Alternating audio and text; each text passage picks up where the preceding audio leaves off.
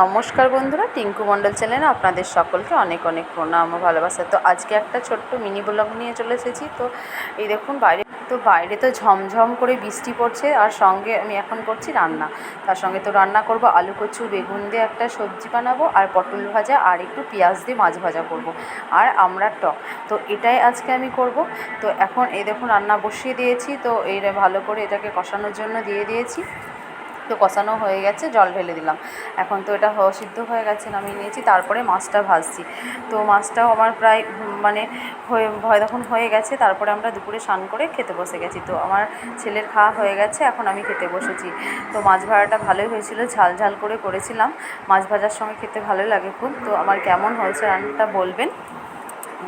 আর এই যে আমড়ার টক, আর হ্যাঁ, রাত্রের দিকে বানিয়েছিলাম মানে রুটি, সেটা আপনাদেরকে দেখিয়েছি।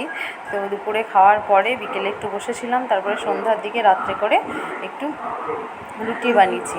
তো এই দেখুন সেটা আপনাদেরকে শেয়ার করছি। আর রুটির সঙ্গে ভাবলাম দুধ দিয়ে রুটি খেতে ভালোবাসে, সেরকম কিছু সবজি বানাইনি। তো দুধ রুটি রাত্রে খেয়ে নেবে ওরা, আর অল্প একটু সবজি আছে, আমি আর ছেলে খেয়ে নেব। তো এই দেখুন সেটাই দেখাচ্ছে আপনাদেরকে। আর হ্যাঁ, আর কাকু না, এখানে আমাদের টেলার কাকু আছে। তো টেলার কাকুকে একটা শাড়ির ব্লাউজ বানাতে দিয়েছিলাম। তো ব্লাউজটা খুব সুন্দর বানিয়েছি, সেটা আপনাদেরকে মানে দেখিয়ে দিলাম আজকে। দেখুন তো কেমন হয়েছে বলবেন ব্লাউজটা, আপনারাও আসবেন, কারণ ব্লাউজ সেলাই করতে এখানে ভালোই সেলাই করে। তো এই দেখুন দুধ গরম করতেও বসিয়ে দিয়েছি, আর এই যে ব্লাউজটা। তো ব্লাউজটা আমার কেমন হয়েছে, আর আজকের মিনি ব্লগটা কেমন হয়েছে, তো কমেন্টস করে জানাবেন। ভালো লাগলে একটা লাইক শেয়ার ও কমেন্ট করবেন। আর যারা নতুন রয়েছেন চ্যানেলটিকে, তারা চ্যানেলটিকে সাবস্ক্রাইব করবেন।